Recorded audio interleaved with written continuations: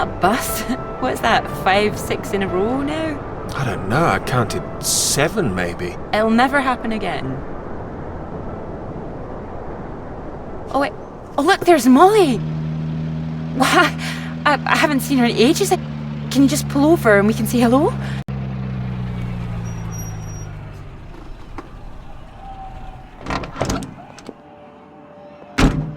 Moles! Clara! Oh, it's wonderful to see you! Well, you can't miss us all today. Is this your handsome bus driver? I didn't call him that. Molly, this is Peter. Peter, this is Molly. I've heard. Heard what? You'll be joining us, I hope. Joining you here outside? On the big march? From Aldermaston, the atomic weapons factory. This time we're all going to start there, then march on London. Straight to Parliament. Tens of thousands of us. They'll have to listen to us this time. 4 days walk, isn't that right? Oh, that's a long walk. Worth it to save the world, don't you think? It's a waste of time, isn't it? If this is a waste of time, I'd like to know what really was worth someone's time. Oh, sorry, Peter, Molly is a lecturer at the college too, when she's not showing me the ropes or working on her opus. Oh, that's all done now. The paper's published. Oh, that's wonderful. Good riddance too. I couldn't bear having it hanging over me any longer. I know how that feels. I can focus on this for a while, much more important. Do you think this will make a difference? It jolly well has to, don't you think? Considering what's at stake, we're all under threat. I would have thought as a man of science you'd know all about it. Clara mentioned you'd been studying radiation carried by the clouds. Seems Clara's told you all my secrets. Oh, I didn't know it was an official secret. No, it's not. It's fine. The radiation is what's terrifying. One hydrogen bomb could kill 1 million people in an instant. But then the radiation spreads and could kill millions more. Slowly this time. The British government is building more bombs when they should be doing the opposite, disarming, setting an example to the world. It must be more complicated than that. Wouldn't the Soviets think we were weak if we did that? We're not naive, you know. We want the three sides to stop entrenching themselves. All this posturing of theirs can only end one way. It's got to be unilateral nuclear disarmament. Otherwise, every day we are one step closer to the end. Well, I agree, although with any luck they'll thrash it out. And what if they don't? Right, I've got a lecture to give. Peter, would you mind if I had a lift for the last mile? Of course not. It was good to meet you, Peter.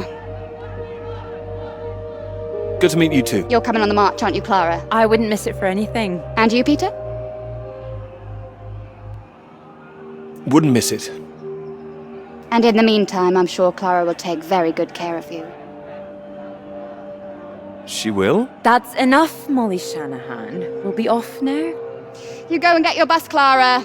Ding, ding!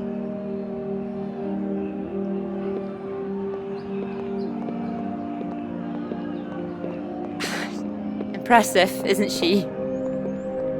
No more than you are.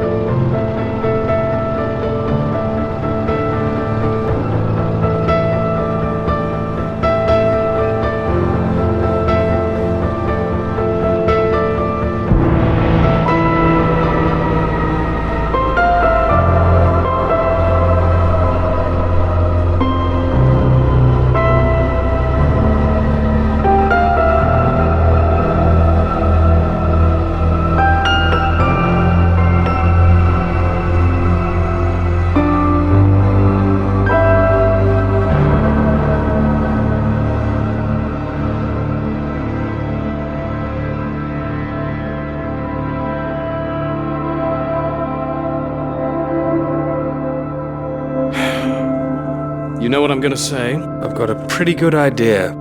You need to get out more. I have to work. Oh, come on, old chap. I have to say, I've never really understood it.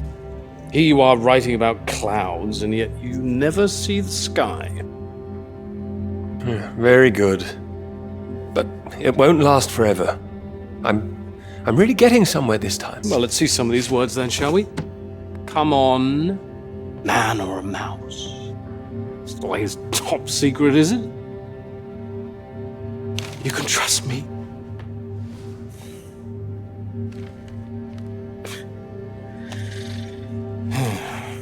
What do you think, Sam?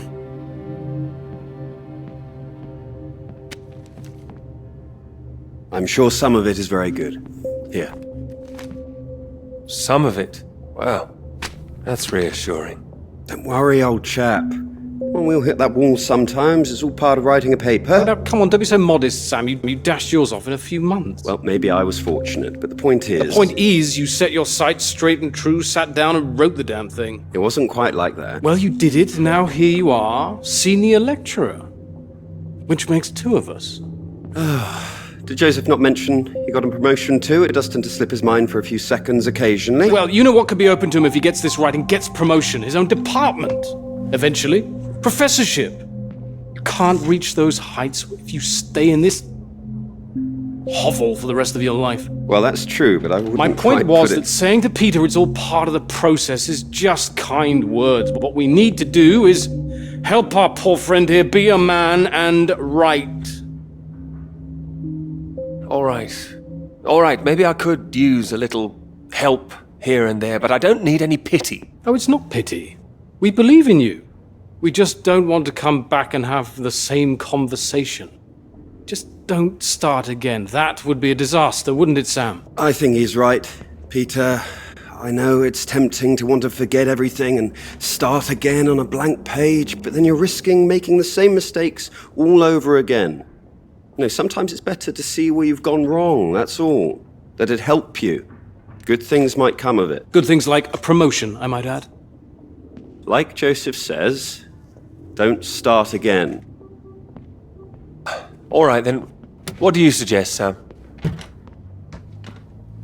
I know what you need. Go on, then. What? What you need is some inspiration. Those 3 new girls. You know the ones. Undergraduates. They'll be at the Fox and Hounds this evening, and so, my good man, shall we? 8 o'clock. See you there? All right, I'll come. I do hope so. And this isn't you palming us off again, I hope. Although I was almost hoping you'd say no, so there'd be 2 of those girls for me. Come on, let's leave him to it. Good luck with it. We'll see you later. Don't be shy, Peter. Come along. Man or a mouse?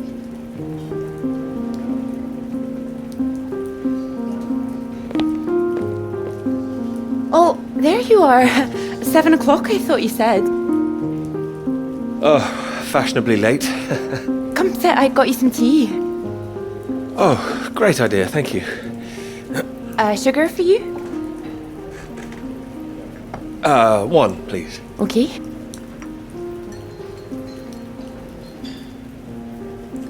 Oh my goodness, you're soaked. Where's your jacket? Oh, well, not on me, of course. Mind on other things.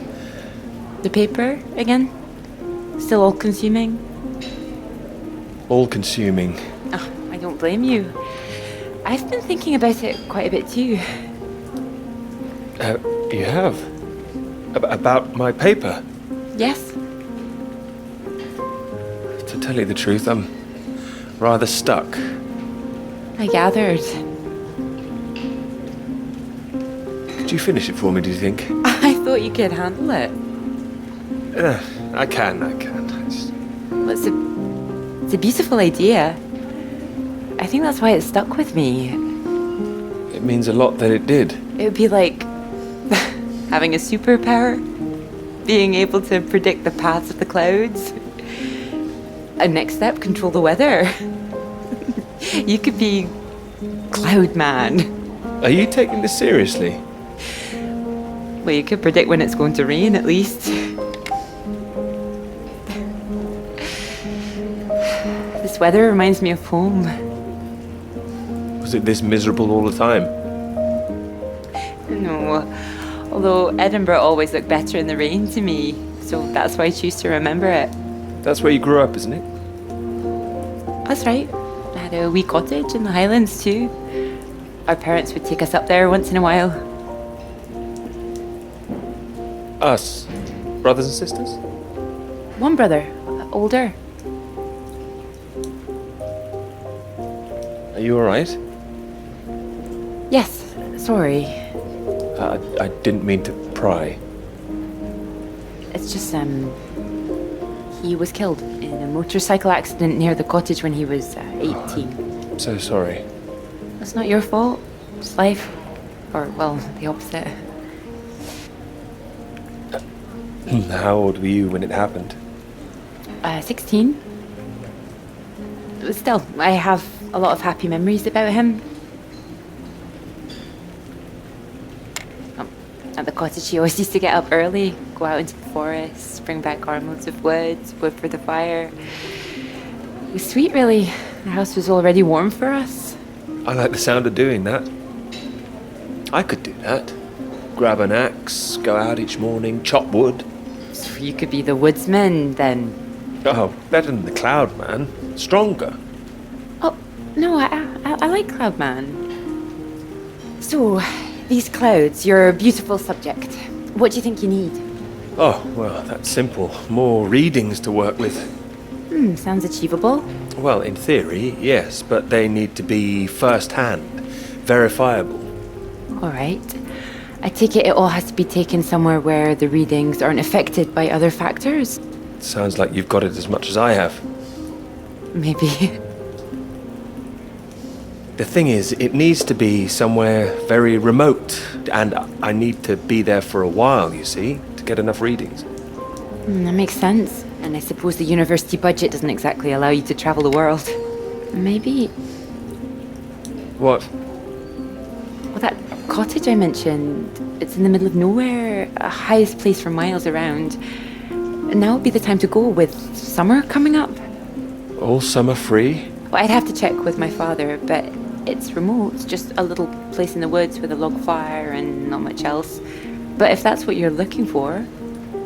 If you're sure. Promise me you're serious about this? Oh, I promise you that. Promise me that. Anyway, no more past tense. No more past tense, eh? Sorry, I didn't know how I felt about the cottage until I started talking about it. I shouldn't have said anything. You absolutely should have. It's a great idea. I'm full of them today. I think I'd be able to find somewhere else, you know. I must be able to. It's just... I don't know what my father would say about me bringing an unmarried man up there. Well, if you're worried about your father, we don't need to go. No, I'm not worried about him. It's just not exactly modern. Not exactly ringing the changes like Moll's. Doubt her father even knows what she's up to. You saw Moll's on that march, didn't you? Striding forward at the front. Quite the force of nature. Mm-hmm.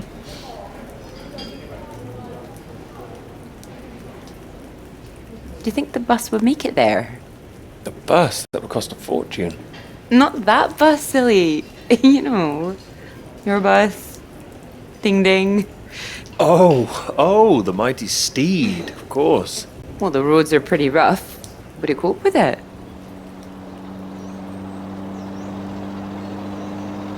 We can always try.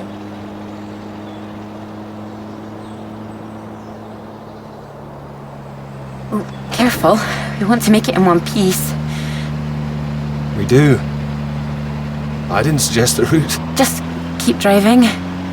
I know it seems to go on forever. Just trust me. The cottage is only a few miles away now. I'm excited to see it. Me too. I haven't been here in so long. I'm a bit nervous.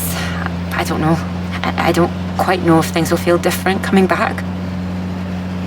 I hope you like it. Oh, I'm sure I will.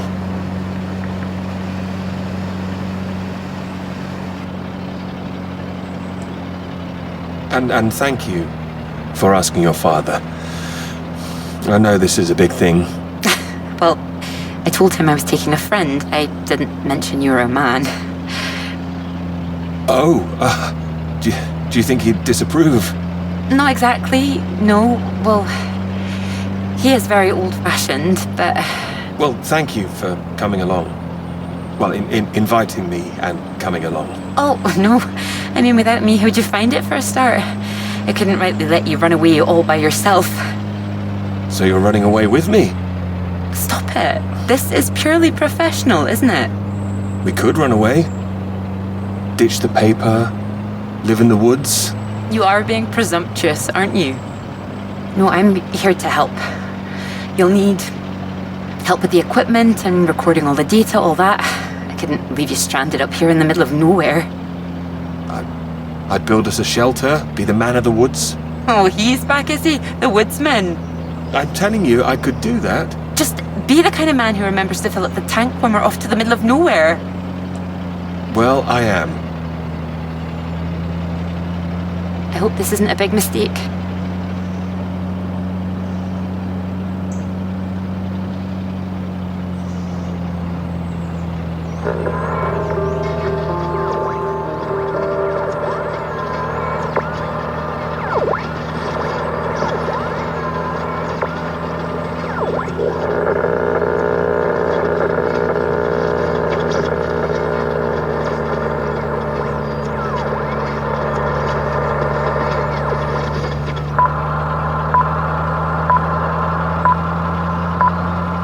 This is the BBC.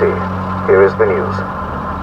The talks in Washington over the renewal of the Antarctic Treaty were in deadlock last night, with Soviet Russia threatening to walk out of discussions early. The new president, Lyndon B. Johnson, made an impassioned speech during which he criticized the Soviets' aggressive stance and reasserted the need for compromise. The president described the Russians as playing a lethal hand and asserted that continuing to do so would risk leading the world into war.